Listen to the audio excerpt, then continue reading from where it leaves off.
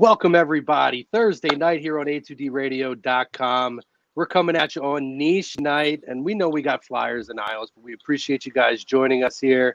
And by the way, quick programming alert, stick with us later tonight because we're going to have a flyers, aisles, live reaction show. We'll talk about that later, but the man of the hour is here on Lazy Booking, and it's myself and Maddie.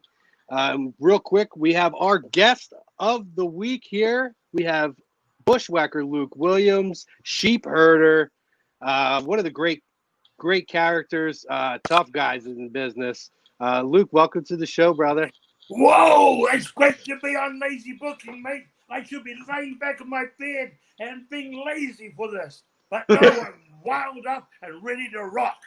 Oh, we love it, brother. Love it. Before we get in, I might come and bushwhack you.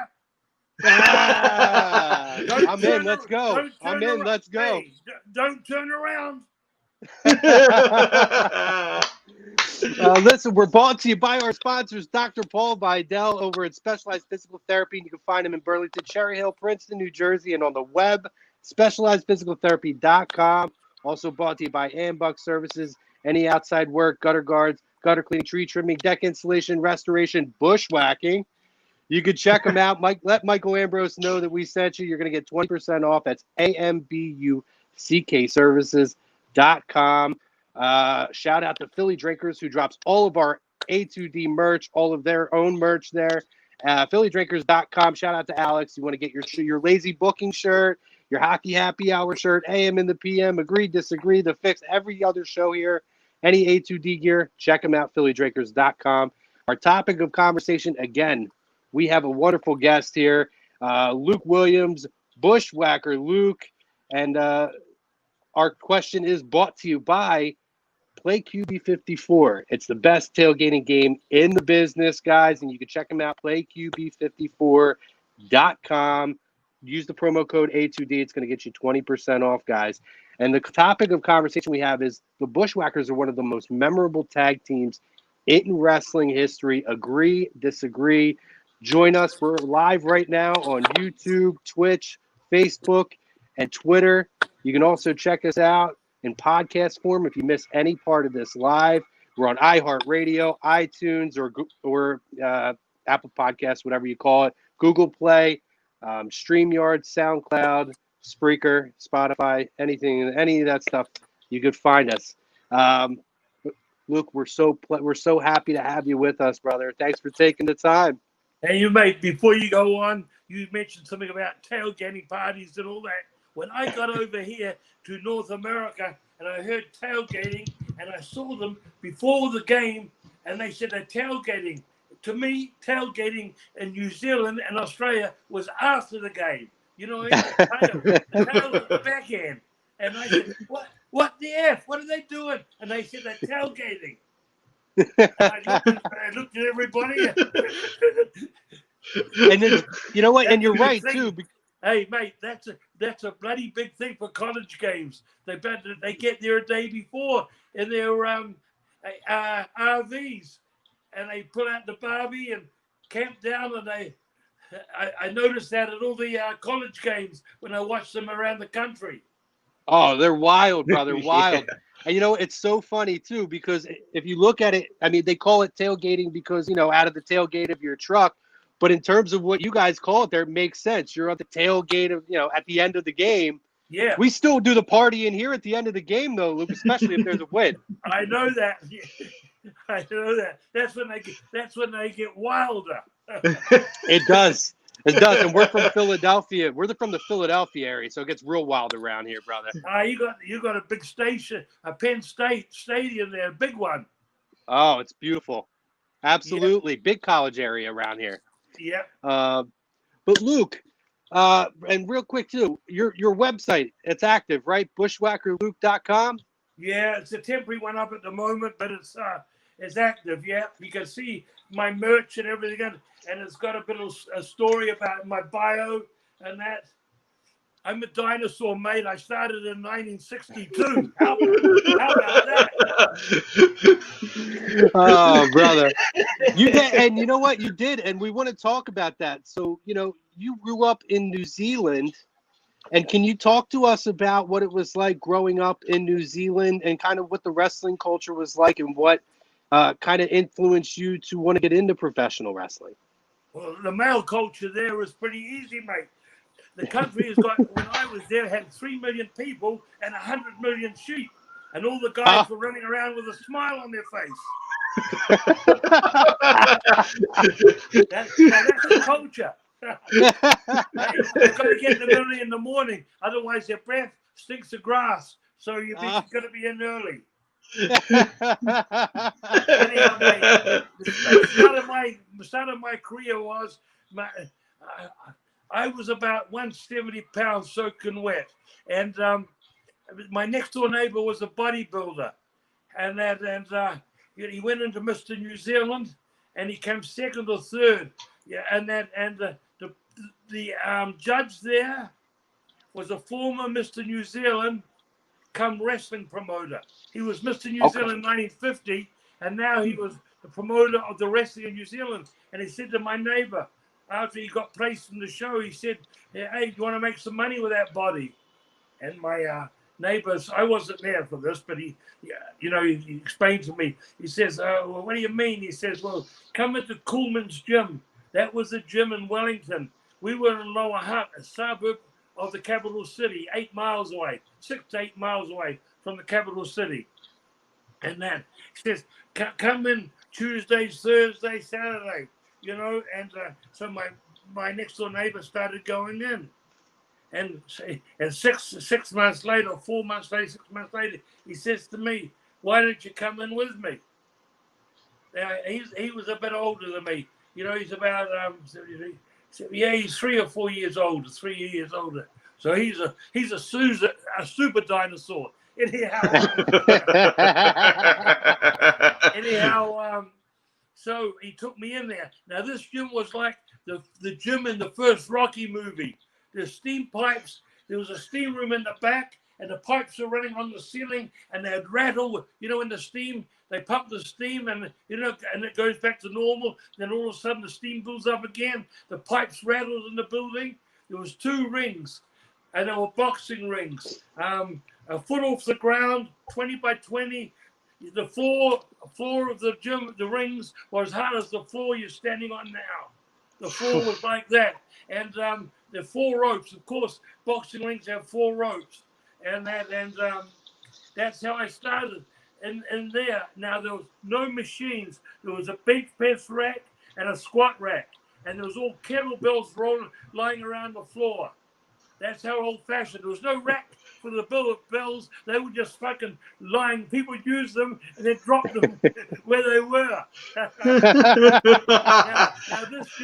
this gym, a lot of Commonwealth champions come out of there, boxing champions. New Zealand's in the British Commonwealth. New Zealand, South Africa, India, Pakistan, Australia, we're all in the British Commonwealth. You've heard of the Commonwealth Games. The Commonwealth Games? Yep. Yeah. They're like the Olympic Games, but they're just for the British countries. Anyhow, a lot of Commonwealth champions, amateur champions, come out of that gym. Now, I didn't know it was so notorious, but Coolman's in Wellington in the 50s and 60s and the early 70s was a hot place. Wow. Okay. Interesting. Anyhow, so there I am. So we got no television in New Zealand at the time. This is 61. We didn't get television to 67. And it used to start at 3 o'clock in the afternoon and go off at 9 o'clock at night. And the main show was Top Cat. Oh, wow. That's how far, we're British TV too. A lot of Coronation Street. You've heard of Coronation Street? That's been going since the 40s. Wow. On BBC television. Yeah. And we started with that. So I went to one wrestling match in the Wellington Town Hall. That's the capital town hall, and watched my mate wrestle in a tag. And then I went. My second show ever going to it was in Palmerston North. It's about 80 miles away from the capital city, 100 miles away. And that night, a guy never arrived earlier for an early match. I think the first and second match. Next minute, I've got a shirt on, and I got jeans on. Next minute, I'm getting thrown a pair of boots and a tank top. And I'm in the bloody ring, 175 pounds. Now, ask me what I want to remember of the match. I don't even remember getting in the ring or getting out of the ring, let alone the bloody match.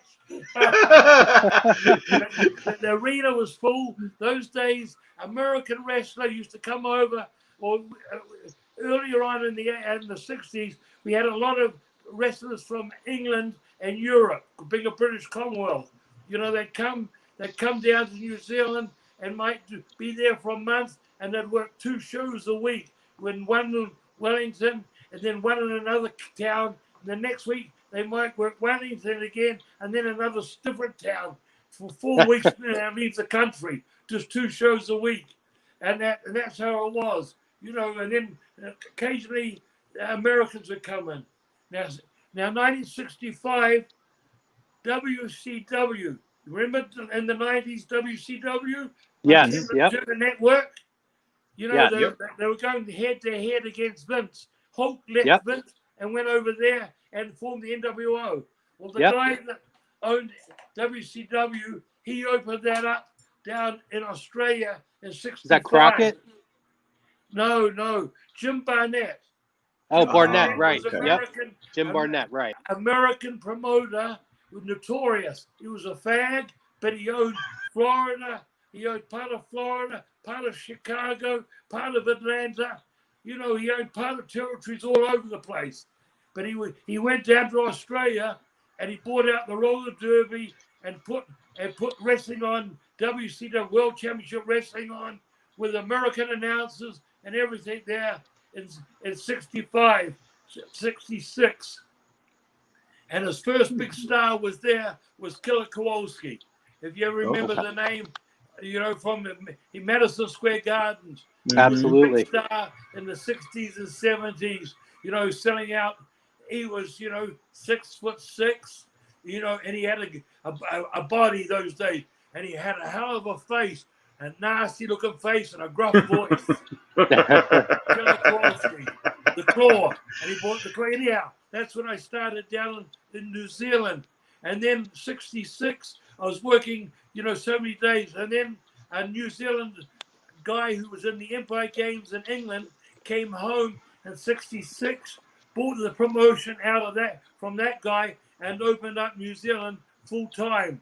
You know, we'd run the main city, the big main cities twice a month, and then we'd do all spot shows, go, you know, the other 6 days a week, going around the country. And that's when Butch started in 66. I started in 62. And then he started, and we started doing, in those days, amateur wrestling was up to half time. And then, you know, intermission, and then there'd be there'd be 2 single matches, and then, you know, 2 single matches, a tag match, and then a single main event. And we had rounds, you know. The early matches were 6 5-minute rounds, and the main event was always 8 8-minute rounds. Now, if they didn't do at least 6 rounds, the crowd would be disappointed, and the next time the house would be down. So the main event had to stay in at least for 40 minutes, 48 minutes. Oh, wow. Huh. Okay, then. After every 5 minutes, it was a break. You know what I mean? Then you had to start again. So if you had the people all riled up, and then the bell went, they'd drop right off, and then you'd have to build it up again. It wasn't until then, till 72, when Jim Barnett, who had WCW in Australia, he had to get out of Australia because the company or whatever, something to do with taxes and all that he come to New Zealand with the New Zealand promoter and just helped them transition. And all of a sudden, it was about 1970, was sending boys over from Australia. Because Australia, after 65, 66, all the Americans an hour from Vietnam were coming down there for an hour and a half. So the place became alive 24/7, you know, Sydney, Australia.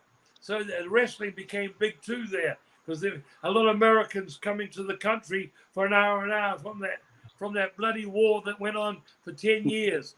Vietnam War. Yeah.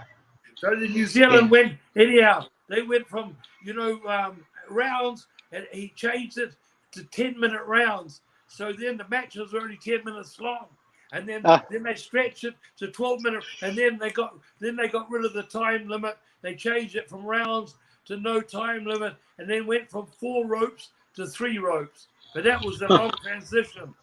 It was a state where the referee, the priest, the promoter had to put all the names that were going to be wrestling in that town in 2 weeks before the show, because then if anyone had a criminal record, the priest wouldn't let them wrestle in the town. And when show was that night, the priest would come and measure the ring from inside to inside to make sure it was 20 feet. It could be 19 and a half feet. This is how the fucking British. That's how crazy it was. You know what I mean? And you couldn't kick or stomp. Now, when I went over to Australia and started working for Jim Barnett, 66, 67, I had never punched the guy or kicked the guy. I'd actually done forearms. You know the forearms that way? Yeah. Uppercuts. But I've never kicked a person. I'd done a knee drop, and then when I got over there, we were wrestling. We were doing British style wrestling. Rolling around the mat, switching holes and all that bullshit. When I got over to American wrestling in Australia and saw the showmanship and just one hold, kick and punch and scream and yell, I said, boy, let's get into this. Anyhow, mate, before we go any further, I started with a gimmick. My name was Ted Williams in New Zealand, and it was Ted Williams. So I was called Gorgeous Teddy Williams. Now I got the gimmick off a guy who had seen Gorgeous George. A guy worked because George had come to Australia in the 50s and 60s, and this guy had copied his gimmick. He was called Murphy the Surfy, And, then I went from Gorgeous Teddy Williams to Sweet William, and I come over to North America with Sweet William. It was Sweet William, and Bob was Brute Miller, so it was Sweet William and the Brute. In other words, we were doing the Beauty and the Beast gimmick. Wow. Yeah, we got onto gimmick straight away because we realized this was not only wrestling. Once we seen that American wrestling, we knew it was sports entertainment. So I had actually, when I came over here, my first territory was in Canada, of course. North America was in Grand Prix. I had Butch on a chain, and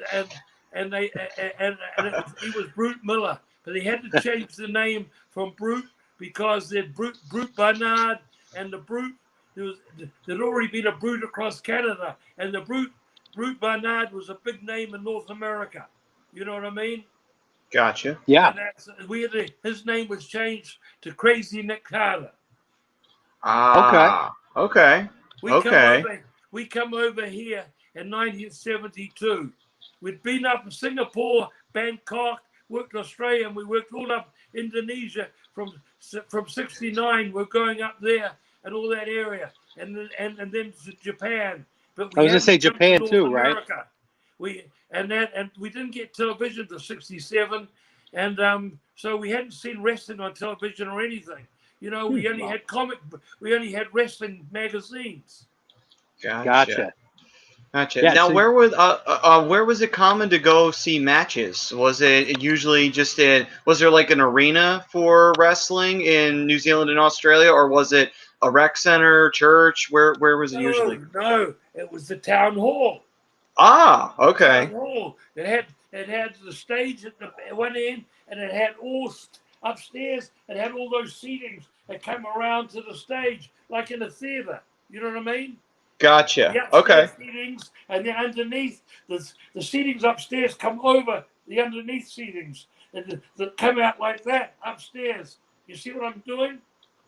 Gotcha. That upstairs, and the ring will be here, and there'll be underneath seating here, and then the people the people on the upstairs seating, it went like a curve, and they could see right down to the ring on an angle.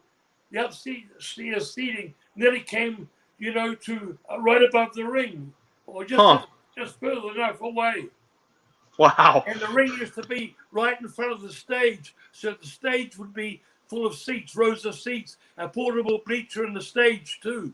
So, a lot of the halls, because the town hall is where you had all the concerts and everything at that time. The town halls held about 3,000 people. Gotcha. Okay. And in other towns, you were in theaters, where they put the stage, where they had they had places where they had the places on the stage and where the ring posts would bolt down on the stage. They were already built in the stage and they put the posts for the boxing matches. Okay. And they would just put down felt on the stage, and then a canvas. They had hooks and ties to pull the canvas tight. Oh, wow. And then have a few rows behind the ring, on the side of the ring, maybe 3 rows, and then everyone would be back out in the theater. And in theaters like up in Broadway, upstairs comes up like that at the back, comes up, gotcha. Goes down, and then the theater. Those are the theaters we worked in. Okay then. So Luke, when did you and Butch start working together as a tag team? Well, we were put together off and on in '66 because we would do a single match, and I was only about 180 then, 175, 180. I'd do a single match, and he'd do a single match, and then would come back in a tag. That's how they would do it. Like we'd come back in a tag with the 2 guys. We'd do something where I'd be going to get pinned or something or other, and Butch would come in and beat the baby face out. I beat the baby face up, the good guy up, and then the other good guy would come in, and after intermission or whatever, we'd have the tag match. So we'd build a little story for the tag match. Yeah. You got it? Okay then. We actually. Oh yeah. And then there's always a single main. The overseas guy would be against the New Zealand champion, or the guy that broke me in, my next door neighbor, Bruno Becker. He would be against someone else. You know what I mean? Gotcha. They'd have 4 pro matches. On a night and amateurs beforehand. Yeah. So we actually have a question from one of our viewers, Travis Downing. He asked, well, it's more of a request. He would like for you to talk to us a little bit about Boyd, Rip Morgan, Jack Victory, and battling the Fantastics. And who was the last? What was the last thing? Boyd, Rip Morgan, and Jack Victory, and he would like for you to talk about battling the Fantastics. Okay. He was. Hey, what's his name again? This is Travis Downing. Hey, Travis, you want to know too bloody much, mate. Hey, Travis, appreciate you chiming and asking a few questions. Well, Johnny Ace, we broke him in the business. He was, of course, you know who he was, John Laurinaitis. We became right-hand man for Vince McMahon from 2000 to 2012. Before Triple H came in and took over that major spot. But that was Johnny Ace beforehand. Anyhow, we broke him in. He started with us as a flag bearer. Johnny Ace's brother was Animal from Road Warriors. Yep. Yeah, so... John Laurinaitis. Johnny was... We always had an American to carry our flag. That's what got heat for us. Because we have American, and the American would say, too, we get him to say something when we did interviews. He says, before I got with the Sheepherders, I was a loser. I never had my hand raised. But now I'm with them, my hand's raised all the time. And the people used to hate to think that we had an American carrying our flag. He would salute our flag and knock the American people. You know what I mean? So that helped us get a lot of heat in the country. When we came in as the Sheepherders and we're doing the country thing, we really aimed at the country. Whatever state we're in, we'd knock them and use it as we call it the latrine of the North America, and have a map of that state and put it down the toilet with a New Zealand flag. We did a lot of stuff like that. Now, Jack Victory was another one who came to us and was given to us. In different territories we went to, the promoters gave us different guys. But we, they asked us, what do you think of this guy? And we agreed with them, you know what I mean? Yeah. Of course, Dusty was the booker when I was in NWA that time, and he said, we'd like to put Johnny Ace with you. And of course, I knew Johnny from before, when he was hanging around the gym lifting weights in the gym that I used to go to before he started. And that's how he started. And then Jack Victory, he was put with us in UWF, Universal Wrestling Association, Mid-South, with Bill Watts. Gotcha. And then Rip Morgan was Butch's nephew. Butch used to carry him around when he was about 12. Rip in his jersey, and he pedaled around on a bike. And Rip was only about 2 years old. He used to take him down to the milk bar, and Rip was we brought Rip over here. I was booking Puerto Rico in 74, and we brought Rip over, and he'd broken into New Zealand. Butch had trained him, but he hadn't had matches before we left. And that in 72 or 73, or we came back in 79. Before we left in 79, he hadn't had matches. And he'd been working out. And in 84, he came over and worked for us in Puerto Rico as not as a flag bearer, but as a wrestler. Now, Ripper was 6'3", 6'4", and 270 pounds. He was a big guy. A left-hander, though. A left-hander. And that looks awkward in the ring because when they hit the ropes, they hit it the other way. You know what I mean? Yeah. It's hard to see. So that's how we got Rip as our flag bearer later on. When we went to we came back to NWA after being out for a while. We came back, and that's when we had Rip with us. Yeah. And now the Fantastics, Bobby Fulton and Tommy Rogers, little guys with big hearts, 205, 2010, big hearts. I met Bobby Fulton in Tennessee, in Nashville, Tennessee, or Memphis in 1982-81. Billy Dundee had got him from a pudgy guy who was about 240 down to 215, 210, a good body. And he was working on first and second match in Tennessee. And then in 1981, 82. Now I'm booking now. I'm running a territory for Joe Blanchard in 83. Joe Blanchard is Tully Blanchard's father, the Four Horsemen. They owned Southwest Championship Wrestling. It was on Sin when I went there. It was on Sin syndication, Spanish syndication, and it was on USA Network. And a local station, an English local station, and there was offices in San Antonio. At that time, there was 3 offices in Texas. Fritz was out of Dallas with World Championship Wrestling, and then the Funks were out of Amarillo. So Texas had 3 7-day-a-week promotions running there. Yeah. Anyhow, Bobby Fulton, Billy sent me to Bobby Fulton, and I brought him in there, and then I kept using him from the bottom, then brought him up to the middle, and then he was working. Now he's about 220, 215, but he's become a bloody good baby face, good guy with a lot of fire. And I brought him right up to semi-main. He did his first scaffold match for me in a ballpark in San Antonio against a guy called Eric Emery. That was his first ever scaffold match, and that was one of the the card was loaded.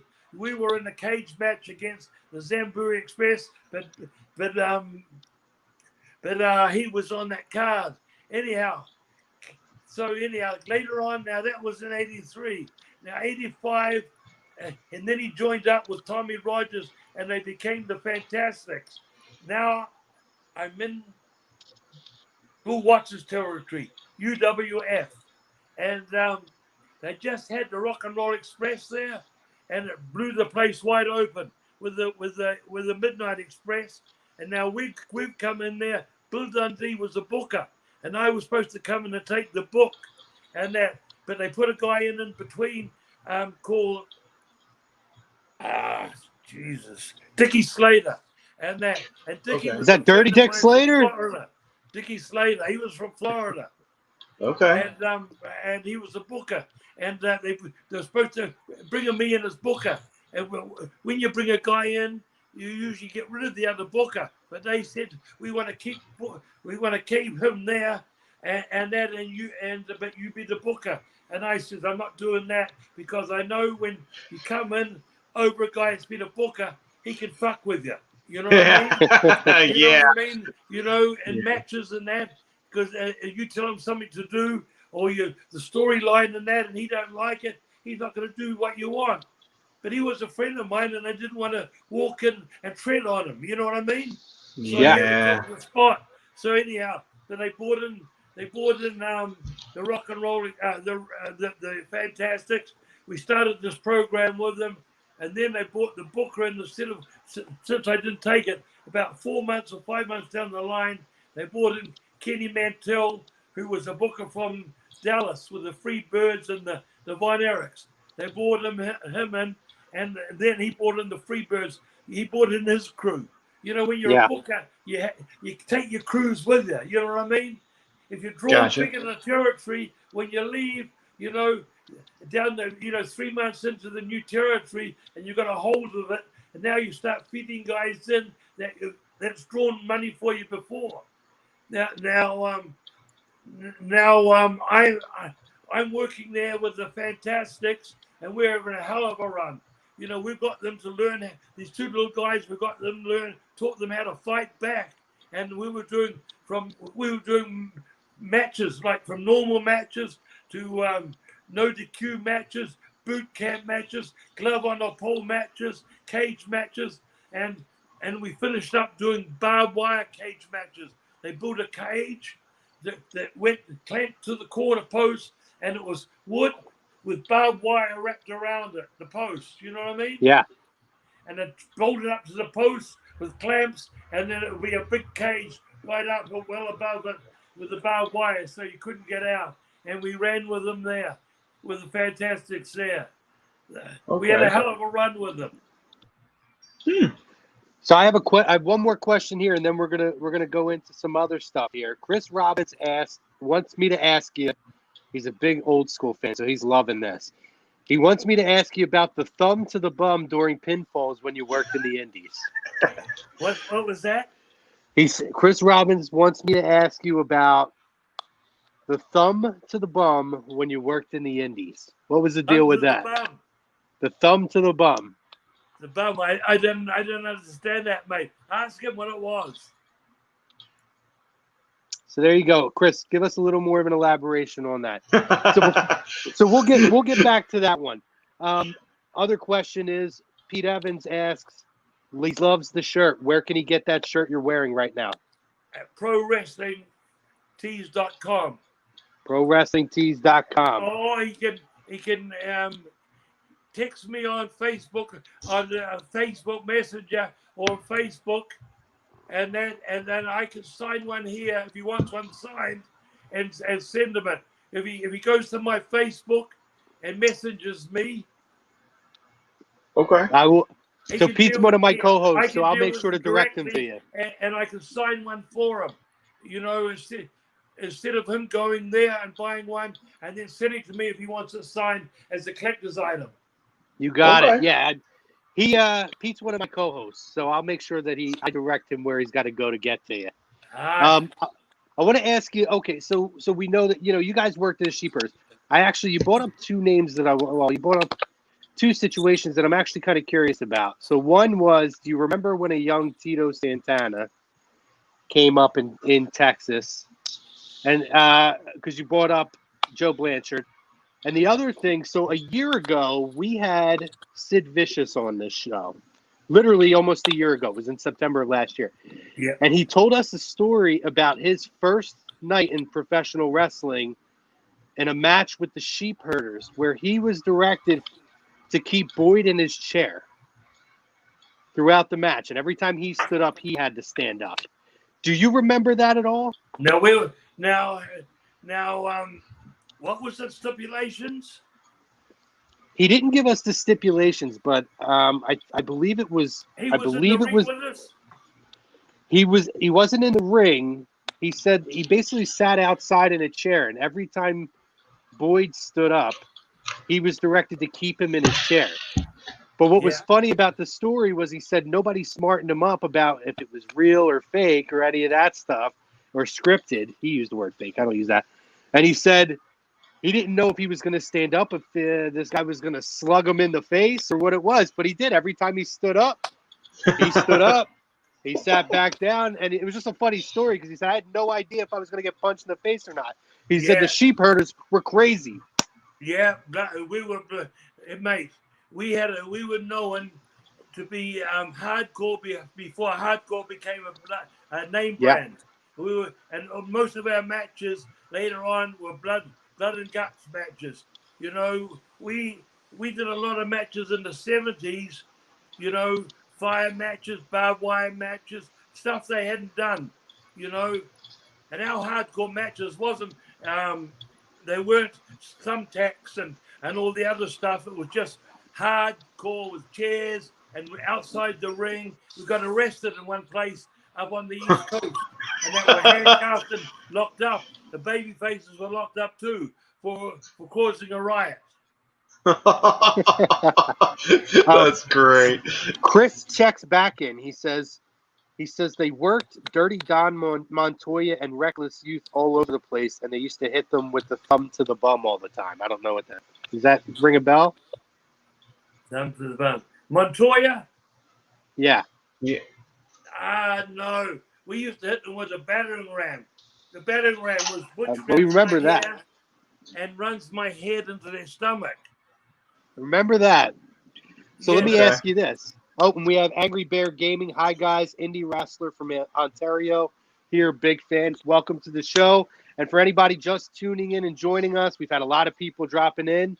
We have Luke Williams, the Bushwhacker, Sheepherder, and clearly a comedian, too, if you've watched throughout this show. Sweet William, when he's in drag. Yes, Sweet William, that's right. We started with Sweet William, too. But you know, I want to ask you before we move on to your WWF days, or WWE, whatever you want to call it. A question is also brought in here that I actually want to touch on. I think Maddie would be interested in this too. I know you worked in Puerto Rico for the Colones. Can you talk about what that experience was like working in Puerto Rico with Carlos Colon and that whole thing? And were you around at all during the Bruiser? The Bruiser Brody situation? I was already in WWF, but Frank was a good friend of mine.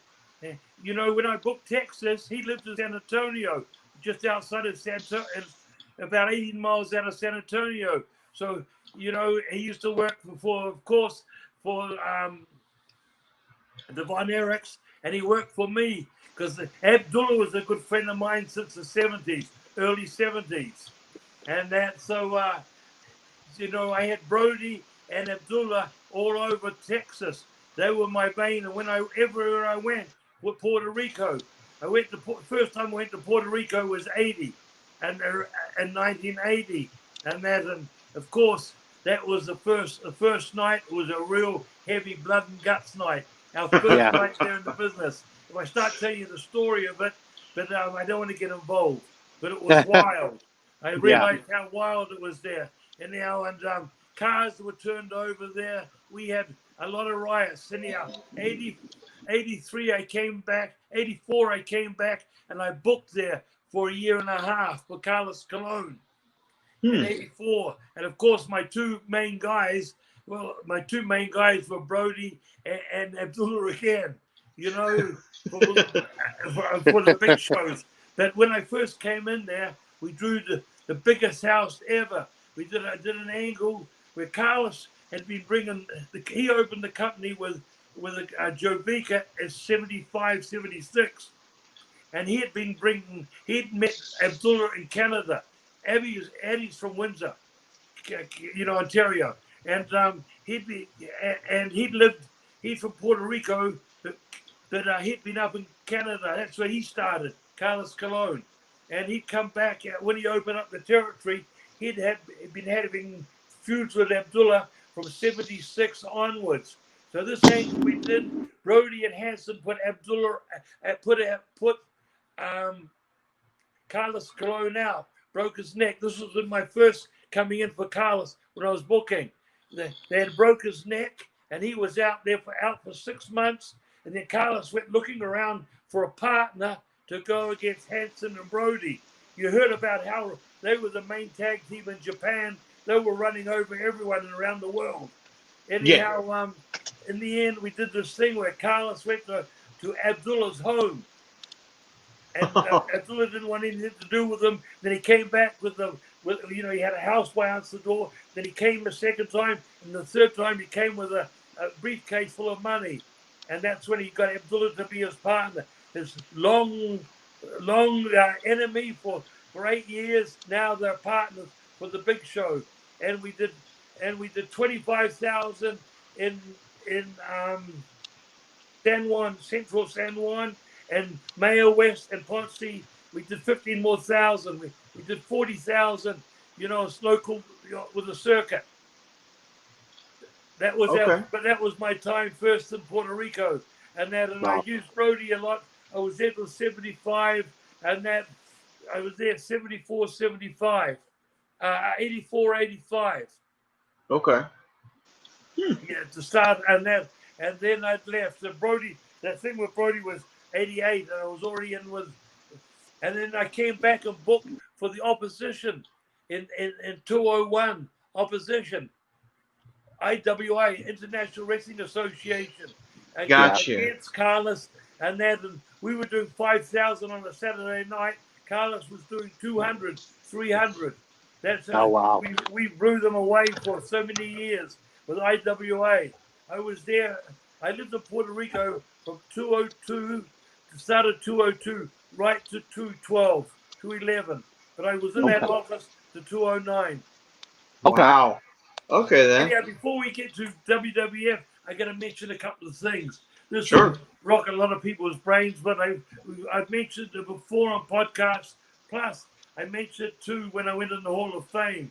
But I worked with The Rock's father and father all around Australia, New Zealand, and all around the States.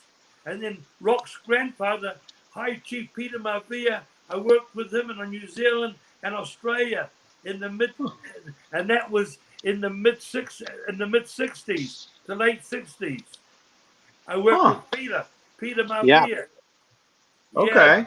High Chief, he was in one of the two, the early James Bond movies. He had parts in those sort of things. He was a hell of a piece of talent. He'd worked for Vince Sr. as a heel, but over on the West Coast, where there's a lot of Samoans, he was a big draw in San Francisco and Los Angeles. And then here's another guy that I worked against, Stu Hart, Bret Hart's father. Stu Hart. Nice. And that was with Tommy. It was a 6-man, a few shows with the Tommy Billington. He was 175. That's the Dynamite Kid, the British Bulldog. When he first come in, Davey wasn't in then. And I went up there for 6 weeks in between territories. I'd been there in 1974, but I came back and worked there and that for 6 weeks. And Tommy was there, the British Bulldog, and we teamed up against against the Hearts, and Brett had just started working. It was Bruce, Brett, and Dad in Calgary and Edmonton.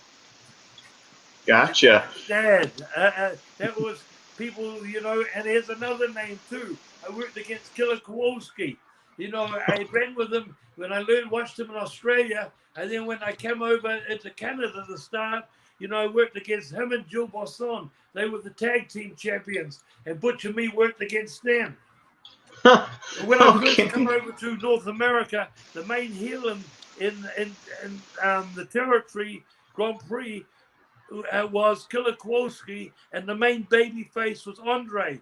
And that Andre had been in New Zealand as his real name, you know, what's his name, real name? Was it Rusumov?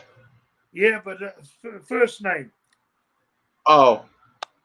Anyhow, you know, we worked against Andre. Butch and me worked against Andre every night of the week when he was in New Zealand. It was him and the promoter against Butch and me. So I'd worked against Andre a lot. So when I come over to Canada, the first territory, the two main guys, and that were guys we knew very well. And this company was running 3 towns a night at that time. Grand Prix. It was big time. Nice. So his name was Andre Rene Rusumov. Yeah, but he worked. Yeah, Andre. Yeah, but he must have worked by a different first name then. Yeah, in New Zealand, you know, because he'd worked. He hadn't come to North America yet. He'd worked in, of course, being French, he'd worked in Europe and in England, but he'd never worked in North America. And of course, Montreal being French, that was his first territory. Gotcha. And it was ours too, and we weren't French. A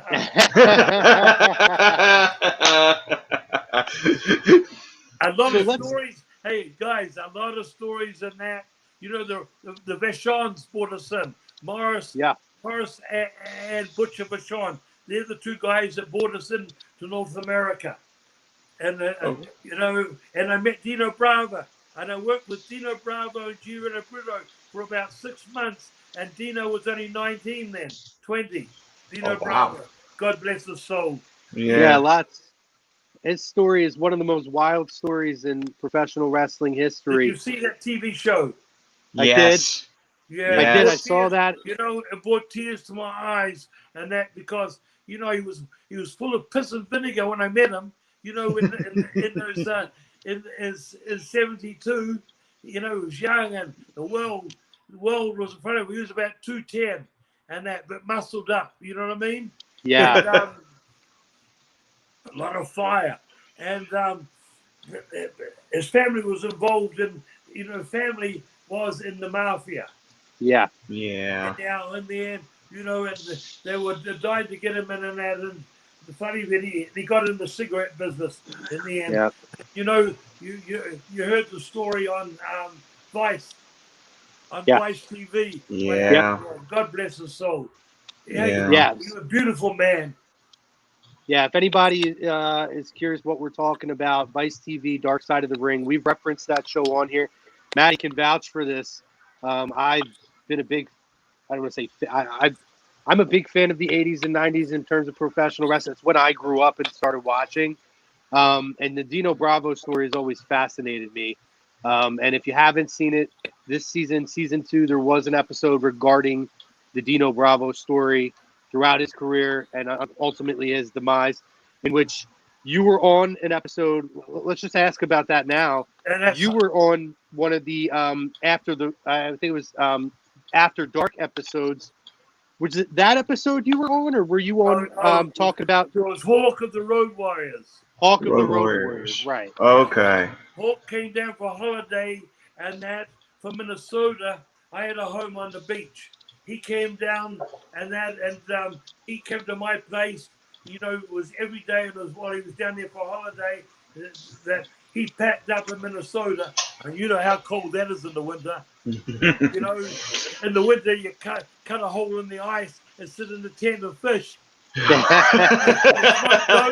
smoke dope, drink beer, and fish until That's what I heard. That's what I heard they did in Minnesota in the winter. So let's ask about it. You know, we're kind of throwing out a lot of those WWF names. So I'll kick this off, Maddie, and you can do the follow-up question with it. I mean, first and foremost, can you tell us about when Vince contacted you and kind of your, your arrival at the WWF, what that was like for you. Hey, we're doing Columbus, Ohio, Saturday night. I'm in the gym, Gold's Gym, just over the border from Indiana, working out.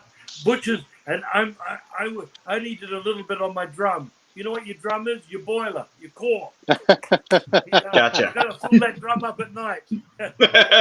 Anyhow, Butcher's in doing his drum, so I go to my phone, go to the phone in the front of the gym, and I call my home phone and pick up my messages. And there's a guy called Pat calling me and says, "Give me a call back when you can. I'd like to talk to you."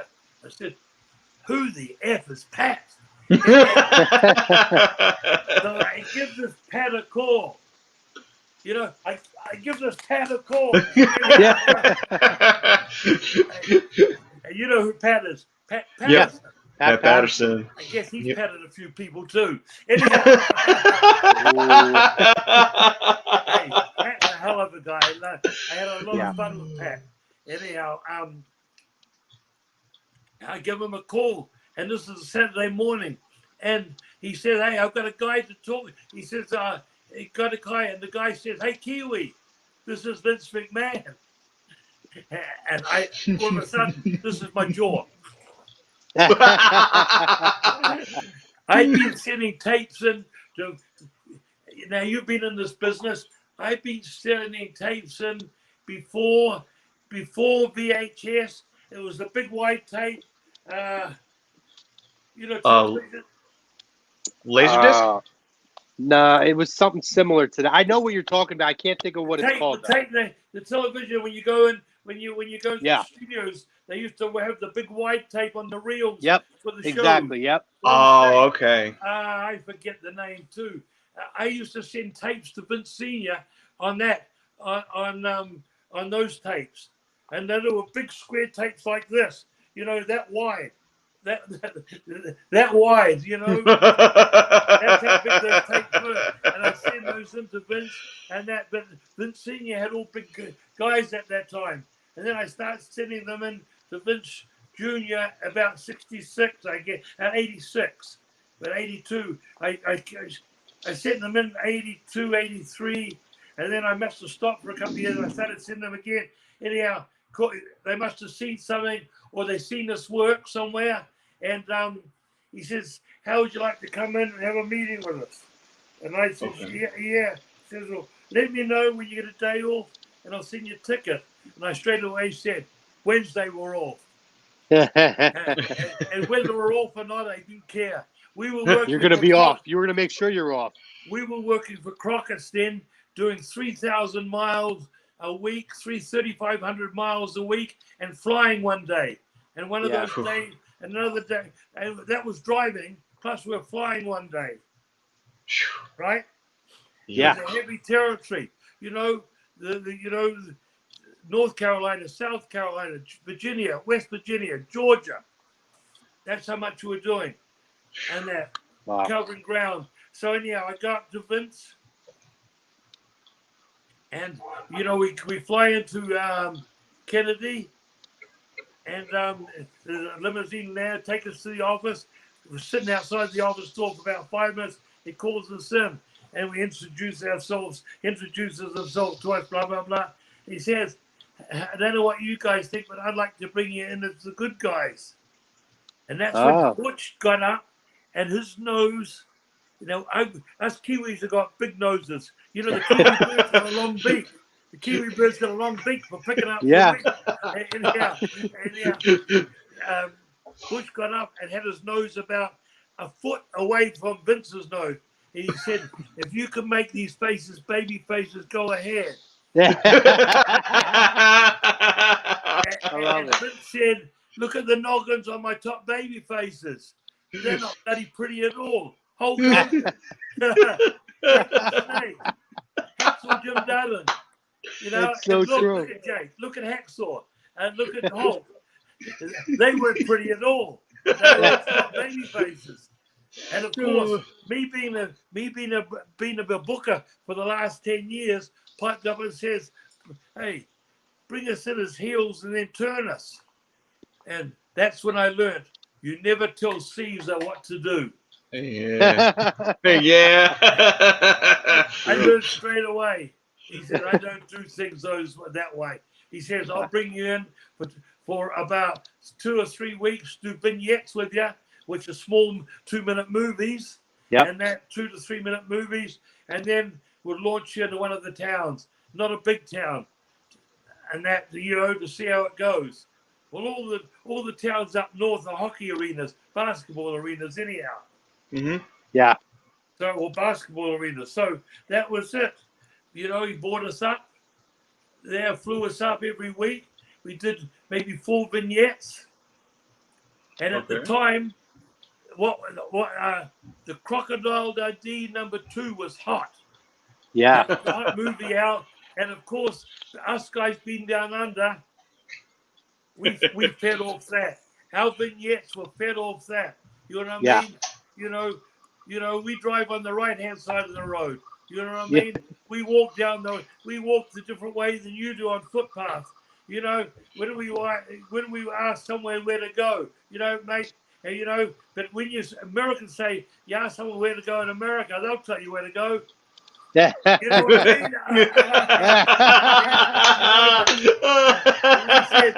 We turned around and I said, oh, how nice these people are. You know, they tell us where to go. They told, and then there were drink machines. You know, we'd come along a drink machine, and they said, you know, the drink that we're trying that. How do you get the drinks out? We didn't know, and then someone showed us to put a coin in, and then we couldn't get the can open. Then I take my false teeth out and pop the can with my false teeth. All different shit, you know what I mean? It's amazing. And we went into diners, and you know, we'd never been in diners before. You know, diners up around New York area, in upstate New York. You know how they are with the menu. We ordered both sides of the menu, both pages. The food come, and Butch grabbed the knife and fork and said, "We won't be needing these." Threw them on his shoulder, and went like that. Went like that into the food.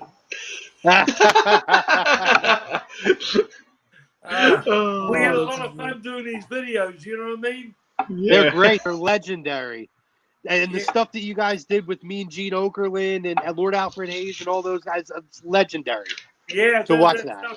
The kids don't realize today, hey, you know, Roddy was one of my good best friends. I met him about 76, and you know, I'd been with him. Me and Roddy and Butch and Rick Martel worked Northwest Championship Wrestling, which ran from Medford, just above California, right up into Vancouver.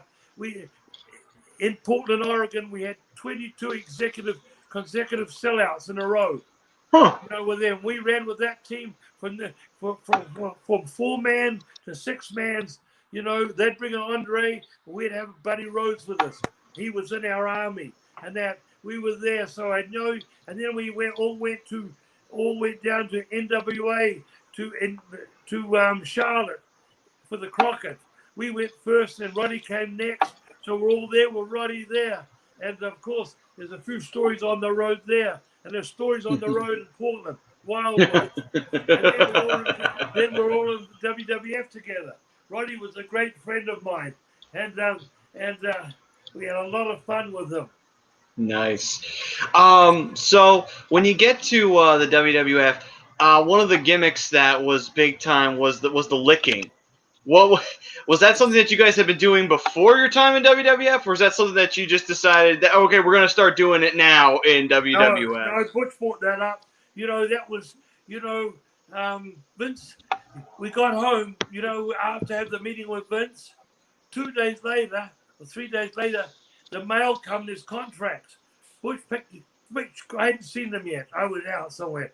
Butch calls me up. He says, I got a contract here, but they've sent it to the wrong people. It's for the Bushwhackers. You know what that meant? Vince wanted to own their name. Yeah. Vince didn't own our name for merchandise. Yep. And I said to Butch, blah, blah, blah, blah. Anyhow, Vince at that meeting, he says, I want you to be between the Moondogs, which were on USA Network with them for 4 or 5 years, and I said, and between the Sheepherders. And we'd been on Turner's Network from 79. You know, first time we went to NWA, 79, you know, to Charlotte, 80. We'd been there to 80, 88 when we went to Vince, off and on, you know. And just before that, we'd done an angle with Lex Luger and Barry Windham, the Twin Towers, they called them. So we were known on that network. And then Butch said, you know, that, well, everyone's seen the Moondogs doing that. Let's create something different. Every time we went out of the ring as heels, we'd always swing our arms up in the air and go, whoa, yay, try to scare the people. You know what I mean? Yeah, gotcha. He said there was, you know, he said, let's keep swinging our arms, but swing our arms going to the ring. And all of a sudden, we started walking to the ring, swinging our arms. And all of a sudden, we realized we'll walk like army, like in the army. Bring our legs up and do the high step. You know what I mean? Gotcha. So then we started doing that big march, going to the ring, swinging our arms and doing the whoa and yay. And then that's when Butch grabbed, all the fans lean over the rail and want you to tap them or anything. Yeah. Butch leaned over and grabbed one and licked his head. And then, you know what I used to do? I'd grab their head and lick the back of my hand. The back of my hand. That's how the leg. Yeah, Vince never created the gimmick for the Bushwhackers. We put that whole character together. Okay. Well, there is not a person who has ever watched a Bushwhackers match. I can tell you, my generation, I'm 35 years old, that has not walked around their house doing the walk. Yeah. And there isn't a person who doesn't know what that is. I can guarantee you that. It's legendary and iconic. Yeah, mate. I remember around 1990 in the NFL when they went over the line, they dropped the ball and start doing that. So I want to ask you. We're just going to kind of touch on a few like random moments with your WWF run. And the question came in here, and this is actually from Chris. Chris wants to know, what was it like doing the 4 doinks at the Survivor Series against Bam Bam's team? The 4 doinks. It was you and Butch versus with Mo and Mabel. Yeah, and it was Bam Bam Bigelow and somebody else against the heels. I'm just trying to think now. It was Bastion Booger. The Samoans. Not the SWAT team. They were called the Head Shrinkers. It was the Head Shrinkers and Bastion Booger. Yeah. Because I don't remember if it was you or if it was Butch that handed him the turkey carcass and he started eating the carcass. Yeah. By the way, it's one of my favorite Survivor Series matches of all time. I love it. That's when the Survivor Series was the Survivor Series. That was the enjoyment of it, was to see it.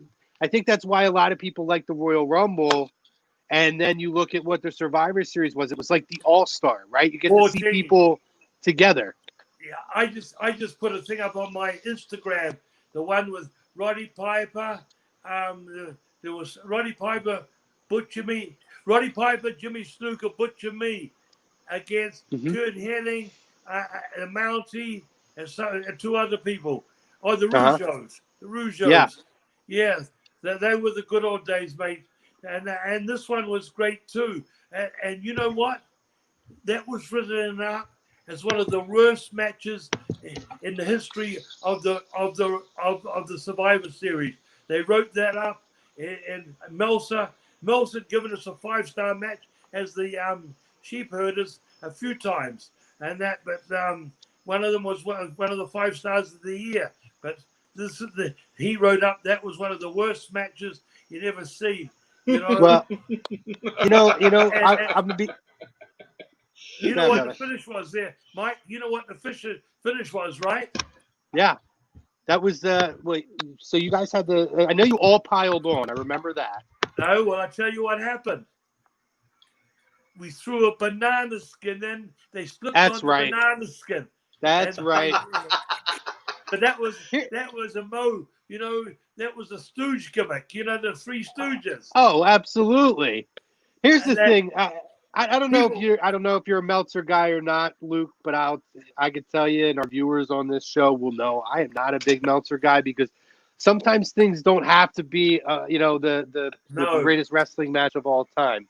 Sometimes you need that kind of a fun moment. I thought that whole match, that build up to that, and then the swerve of you guys coming out as Doinks and Men on a Mission coming out as Doinks, and all the fun in that, I enjoy it. I love it.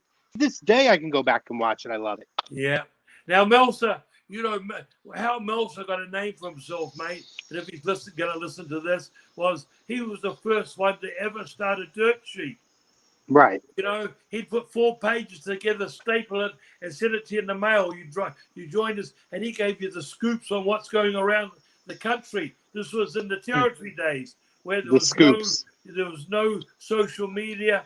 There was none of this. No, we didn't have computers those days. He'd print it out on a typewriter and staple it together, make copies of it, and mail it out. That's how he got his start. Yeah. Yeah, I'm not a big Meltzer guy. I appreciate what he's done. I think he's done a great job in terms of building that up, but I think that he takes himself a little too seriously. But that's beside the point. It's Does not he about have his own talk show now? Does he have a talk show? I don't know if he does. Does he have a podcast? I wouldn't listen to it. That's just me. I don't know, mate. But go ahead. I was gonna. There was a question from one of the viewers who was gonna ask about the Royal Rumble elimination.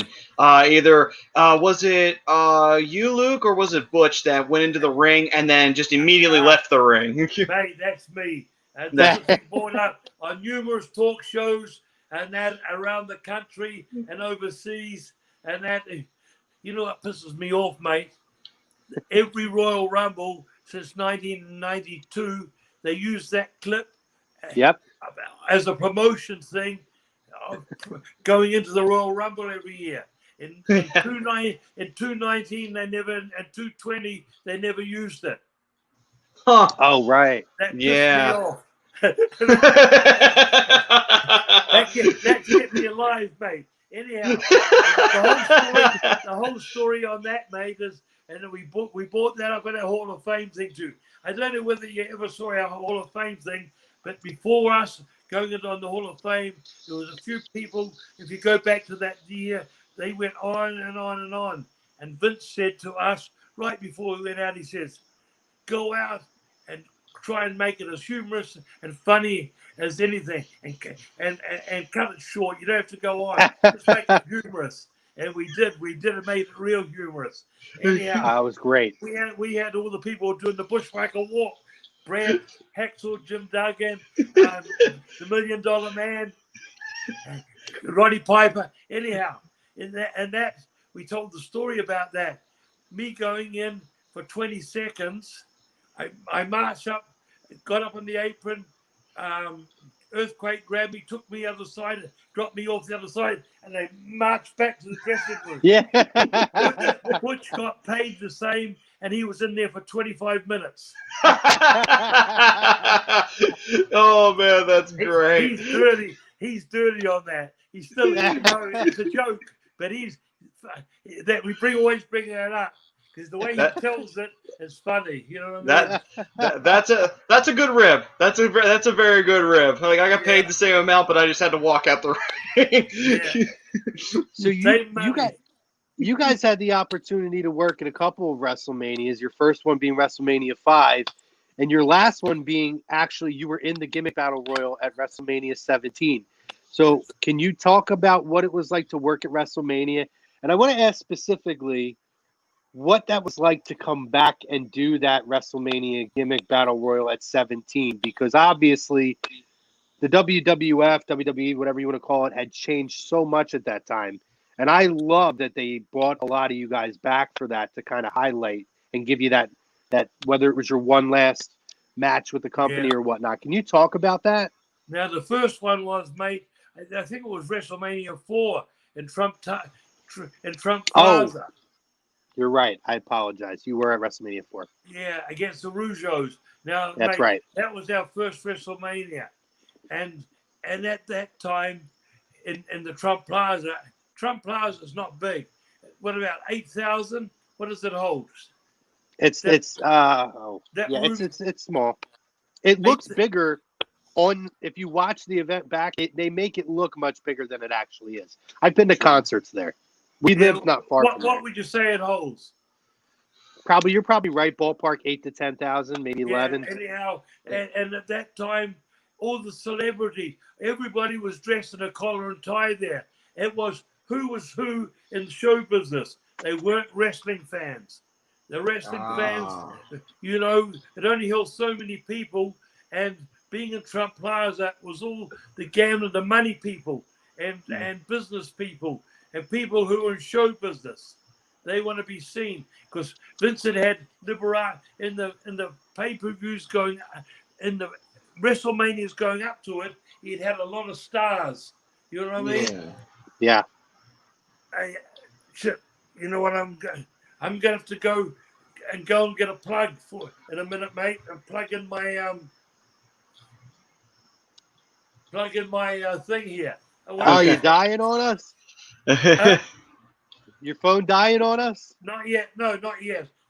It's like me, mate. I'm going to that stage of my life. Whoa!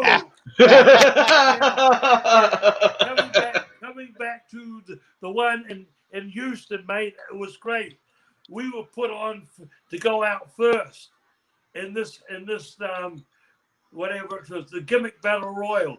Yeah. I never watched it afterwards, but going out first, we were first out of the hatch to march out there, and it was built up, and marching out there first, the people were on fire.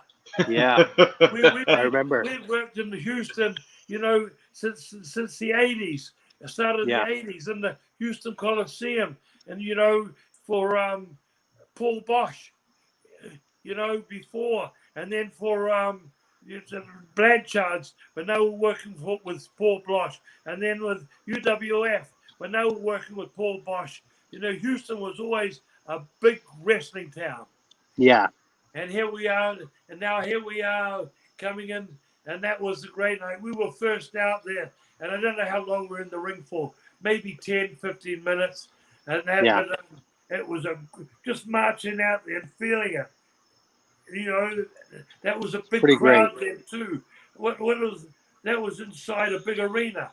I don't know what the crowd was. It was a sellout, though. I think it was a record, right, in the Astrodome. Yeah, I believe so. How much did the Astrodome hold? Oh, I mean, I can tell you. I can tell you in 1 second. It probably held around that range because it was a baseball stadium. While you're talking, I'm just going to plug something in. Okay. Okay, then. I'm going to plug something into me. The Astrodome's capacity was around 67,925. Okay. Which I was going to guess 68,000, so that's not too bad. And to backtrack to where we were talking about the Atlantic City Convention Center, that was 10,500. So I ballparked that too. I said 10 to 11,000. I'm pretty good with this. Quick update while Luke's getting ready for us here. Flyers are down 3-2 right now. After having been up 2-0. So we'll see how this plays out. Don't forget, we're going to come at you with our hockey show in a little bit. And Maddie, if you have to hop off at any point, you can do that to get ready for that, and I can meet you because these are might cross over. Okay, cool. Yeah, that's fine. I should be good though. Yeah, I should be good. Yeah. Are you there, guys? We're here, we brother. are here. I took You a still bump. got us. My phone took a bump.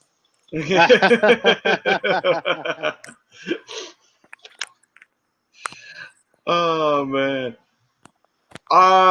So we're gonna do a couple more questions, Maddie. We'll do a couple more each, and then we're gonna get into what Luke's doing now. Sure. Yeah, I'm right here, mate. I'm trying to get it going. I plugged it in, but it's not fired up. Oh. It's not charging? Let me go back if around here.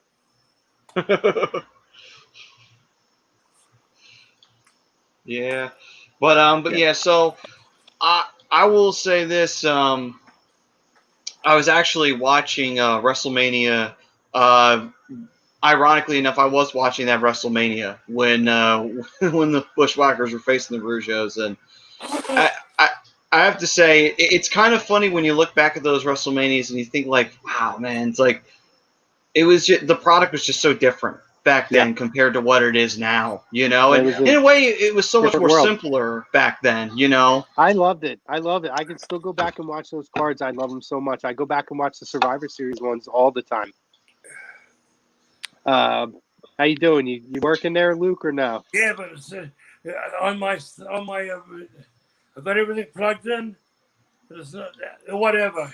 Let's see how long I last here. Okay. Well, you know what? So we'll that's all right. We'll get ready to wrap it up. Matt, do you have one more question for him? Carry on as long as you like, mate. Next question I was actually going to ask.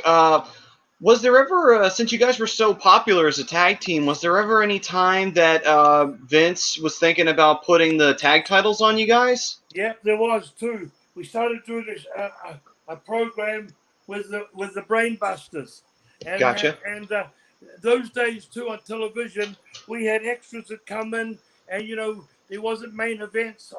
There'd only be one on a television show. There'd be one main event or two main events. The rest were squash jobs. Or you know what I mean? They bring extras in, and you get over. You know what I mean? Yeah. Mm-hmm. And what happened was we just started with the Brainbusters. I'm just trying to fix my camera up. We just started with the Brainbusters, and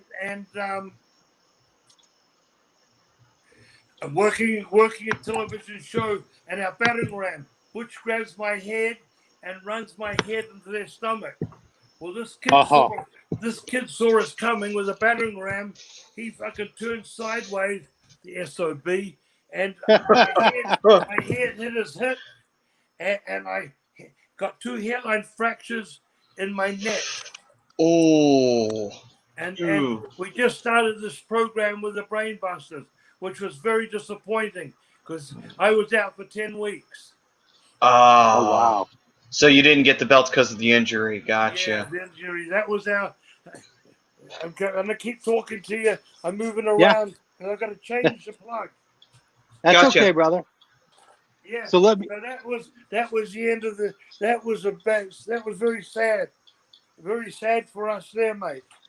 Oh, man. That does suck. Can you see me talking to you now? Look at that guy. He hasn't washed for a while. That's the trouble. But he's got that real sardine. He's got that real sardine smell to him.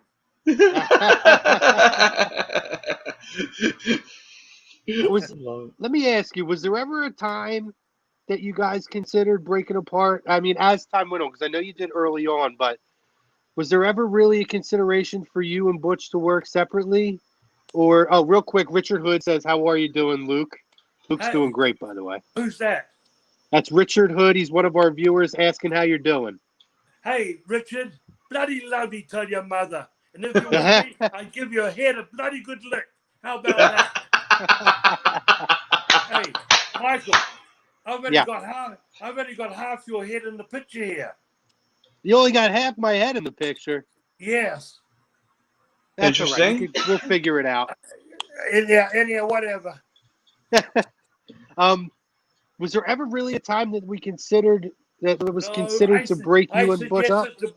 I had suggested to turn us heels in WWF, and Vince said no. He says, the people you're over so strong as the baby faces, as good guys, you know, I wouldn't change it, he said. Yeah. But it was time. It was time for a change then, because in 66, 67, that's when it needed a change. And us going back to us going vicious again, you know, we could have bushwhacked somebody. Yeah, you could have. Yeah, you really could have. That's true. Maddie, you got one more for Luke here? Yeah, sure. During your time working in that tag team scene, Was there ever any particular tag team that you thought was like the most fun to work with in the ring, and in terms of just what you guys can do and what kind of crazy stuff you guys can come up with? Yeah, there was, and that was Arn and Tully, which ended too quick. Gotcha. They out of all the teams we worked with, Vince, the teams he worked with earlier on, the ones that got us over were the Russians. Bolsheviks. The Bolsheviks, Gotcha. yeah. That was Nikolai and Boris. God bless Nikolai. I was with him a week before he went. He passed away. He wouldn't have a stent put in. Huh. And Jeez. and the Rougeaus, they could work, but then along came the Nasty Boys. They'd been working for about 3 or 4 years, but they'd been working against garbage. Or I'm not saying garbage, but all the territories, they've been still working in territories, and all the territories that were still going. This was the late 80s when Vince had taken over. They had the talent there was nothing. Gotcha. So when the Nasty Boys come in, Vince like these two big boys, not rednecks, but two big screaming nasty bastards. And I love them. I love Brian and Jerry. They live near me, or within 5 or 10 miles. Anyhow, they were so rough in the ring. Boy, it was bruising, but we gave it back to them what they gave to us. Nice. But they learned. Then they learned after being with them for 9 months. They realized that it was much easier than what they were doing. You know what I mean? Yeah. And then the next were the Beverly Brothers. They was green as hell too. The green teams that we were put with earlier on. Gotcha. My question, I want to wrap up with you, and then we're going to talk about what you're doing now, Luke. Is there any, in your career, you guys have had such a storied career, and I mean, I can tell you from our chat, there's so many people who are so fond, and the Bushwhackers is so huge because it was on that New York global market. But the Sheepherders is so iconic to people, especially old school fans. So I want to ask you, looking back at your career and obviously having that honor to go into the WWE Hall of Fame, is there anything that you go back and any regrets or anything like that, or are you satisfied with your legacy? Things that I've done. I was booking in territories, and on the way out, a couple of times I could have made a lot of money for the last 6 weeks turning babyface. You know what I mean? We were so stronger heels. In Texas and that we could have turned there. We had a bounty on us the whole time for the last 9 months by Joe Blanchard, and he brought in the Road Warriors, he brought in the Fabulous Ones, he brought in the Zamburi Express, he brought in Dusty Rhodes and Mulligan, Blackjack Mulligan. He brought a lot of people trying to get rid of us. That was the story we had going. You know what I mean? And then we were so strong there that in the end we should have turned before I left that territory. And then there's a few territories that not taking the book because of knowing Dick Slater in Louisiana, because Louisiana was one of the biggest territories in the country at the time. Apart from Crockett's territory, it was as big money-wise as Crockett's territory, out of Charlotte. And I never took the pencil there. And that was a bad mistake. I should have said, because Dickie was a friend, and he's gone now, God bless him. I didn't take the book. And and I regret that now a lot, because I would have had, I actually walked out in that territory in the end. I walked out. I was doing those barbed wire cage matches against the Fantastics, and I found out that we were the last match every night every night, which we had been in the boot camp, and the Freebirds were making much more money than us, and we were the ones that had the hot angle going. They were working with a team, but they didn't have the angle going like we had. We had this angle going for, we'd gone into 6-mans, then back to 4-mans. We never did singles. But, Gotcha. I wish, if I had the book, we would have gone on and on there. Not only with them, but with some other teams too. I'm going to ask this too. I have to. I want to hear from your WWF days, just because I know from your era in the WWF, there were so many wild guys at that time. When you talk about hearing about stories about going out like with the Nasty Boys and stuff, do you have any like crazy fun stories that you can tell us? One story now has come to my night mind. Out on the road. One story comes to my mind right now. Fuji was known as the biggest ribber in the business, in WWE, and he was known too before WWE. One story too before, and this was right before I came into Puerto Rico. He was there with Crazy Luke Graham. Crazy Luke Graham had his wife coming in on a Thursday, and that you only work Friday, Saturday, Sunday there at the time, and he had his wife coming in. It was either Wednesday or Thursday. Fucking Fuji got him so drunk the night before that got him drunk, took him down to a tattooist, got a tattoo put on his arm with a heart and a name in it. Oh no! Yes, and he put the T-shirt back on, and Luke passed out, and the next morning he got up and he went to pick his wife up at the airport and felt his shoulder. His shoulder was soft, and lucky in that tattoo that Fuji put his wife's name in it. Oh wow! Wow.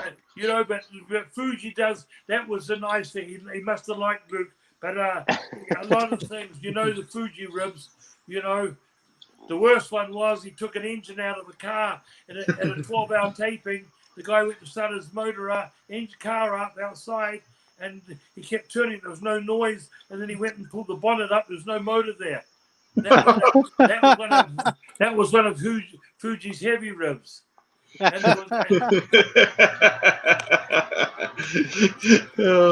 you have a Nasty Boys story for us? No. This is a Fuji story. Sorry, I got. Yeah. And, I love the Fuji stories. But Buddy Rose, the Nasty Boys would get drunk. They would get drunk and wild. You know what I mean? And go overboard. But and go overboard. And this was the Fuji one. We're in a restaurant up in upstate New York, and I forget it. One of the big towns, Rochester or something or other, and it's got the restaurants here, this side, and then the other side you walk through and then it's the sports bar with all high tops, and you can still get food in there, high top. We're in the restaurant part, and it's 11 o'clock in that restaurant part. The food goes off there, and it's over there. It's just wings and all that sort of stuff. We're finishing our meal there at about 11:30, and there's Buddy Rose, Butcher, me, and Fuji.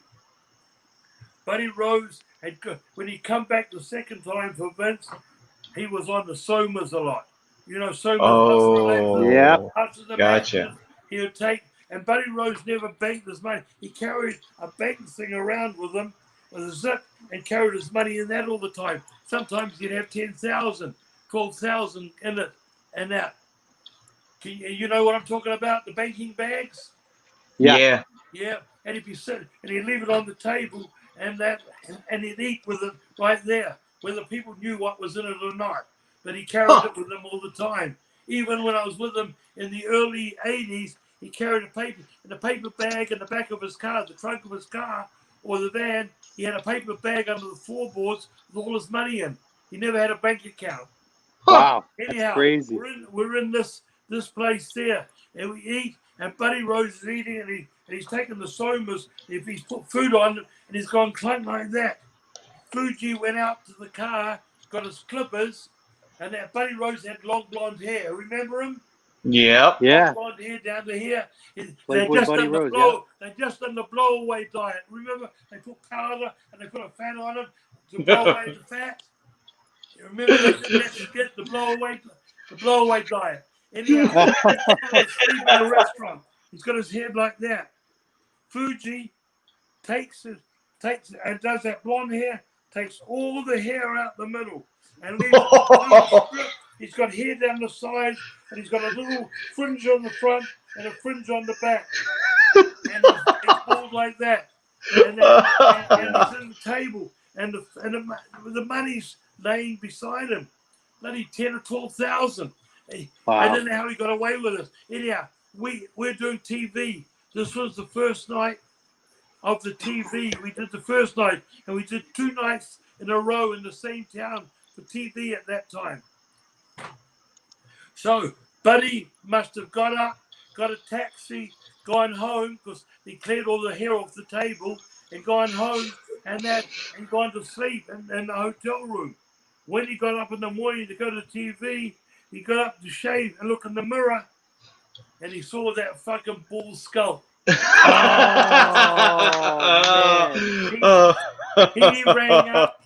rang up them, and he said, I won't be at TV, and I won't be there for a week. He went home. I think he asked Vince if he could come back with a mask. Oh my God, that's great. That's amazing. Because he did that in Portland too, but we did a hair match, and he come back with he put a towel over his head when he got the hair. I remember that. By Piper, he put a towel and he put a wig on, and he sewed a blonde wig on the mask. I remember that. I do remember that. That's funny. Luke, so what? Listen, I mean, I know you got a lot going on now. You have your Pro Wrestling Tees site going on. You have bushwhackerluke.com going on right now, temporarily until you work some stuff. Michael, on the 11th, from 11th on Facebook Live. That's I think Saturday or Friday the 11th, maybe Saturday the 11th. That's next week. Yep. I'm going to be on Facebook Live on Connor Promotions. Okay. It's going to be a Q&A, and I'll be selling T-shirts, signing photos, signing dolls, action figures, they're dolls, action figures. I'll be selling 2015 Hall of Fame rings. I have Hall of Fame belts made, and Bushwhacker Hall of Fame belts. I'll have a lot of merchandise there, and exciting photos. There'll be a Q&A, Connor Promotions. Okay. Awesome. And we'll share that. I'll make sure that we get that put out there for next week. Make sure we get that put out in front of people. Where your social media, where can we find you at, Luke? You can find me on Instagram, Facebook, Twitter, Bushwhacker Luke. As easy as that. My website is bushwhackerluke.com. That's for merchandise, photos, Hall of Fame rings, T-shirts, and Hall of Fame belts. You can get them from me right there. Absolutely. Okay. And he's a great follow on social. Plus Asylum's wrestling store.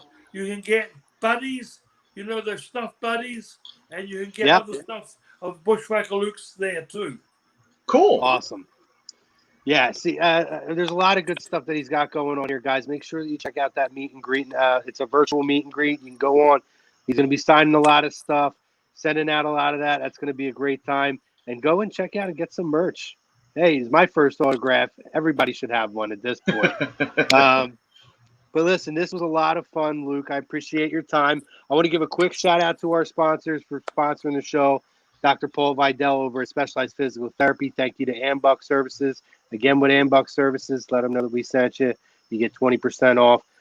Play QB54, best tailgating game. Promo code A2D on playqb54.com is going to get you 20% off. So make sure you check that out. PhillyDrinkers.com. We got the Philadelphia Quarterback Factory shirt, Lazy Booking shirt, everything on there. You can check that stuff out. So make sure that you check them out. And Luke, this was a blast. I love it. Maddie loved it. Our commenters loved it. I don't know if you'll have time, but I would love to have you come back, or maybe around WrestleMania season when we do our WrestleMania special, and have you pop on for a couple minutes and just kind of talk about WrestleMania's history with us. You in for that? Yeah, I'm in for that, mate. Thank you, brother. Oh, and so we mentioned it before, but you said you were in Tampa, right? Now, do you still own that Krabby Bill store? No. I had a gym on Clearwater Beach right above Hulk Hogan's merch beach shop, right up to September last year. A new guy came and bought the plaza and whacked my rent up $5,000 more than I grossed. How's that? Okay. Nice. Yeah, but I had a gym there had a fitness center there for 8 years, Clearwater Beach Fitness, and then my manager bought my equipment and the name off me and moved down to the other end of the beach, at the backside. You know, Clearwater Beach now. I don't know whether you know about square feet, mate. It's bloody $45 a square foot. Oh, that's a lot. That is insane. Yes. Yeah, we were talking about a fun story before we went on the air where I told Luke about how there's a restaurant chain in Florida called Krabby Bill's that he used to own one of them, and my parents had actually met him in a 93 or 94, and he signed my first wrestling autograph. I wasn't with them, obviously, but he signed my first wrestling autograph, which was really cool. So, but anyway, thank you guys for joining us. I hope you had fun with this WWE professional wrestling legend, WWE Hall of Famer, Luke, for myself and for Maddie. Stay tuned. At the top of the hour, we're coming at you with the Hockey Happy Hour. It's going to have live Flyers Islanders period 3 reaction. The game is tied 3-3 for us. It was great to be on Lazy Booking, and God bless you guys, and I hope to see you guys down the road. Oh, yeah. Whoa! Whoa! You guys have a good night. Peace, everyone. Thank you. Okay, baby.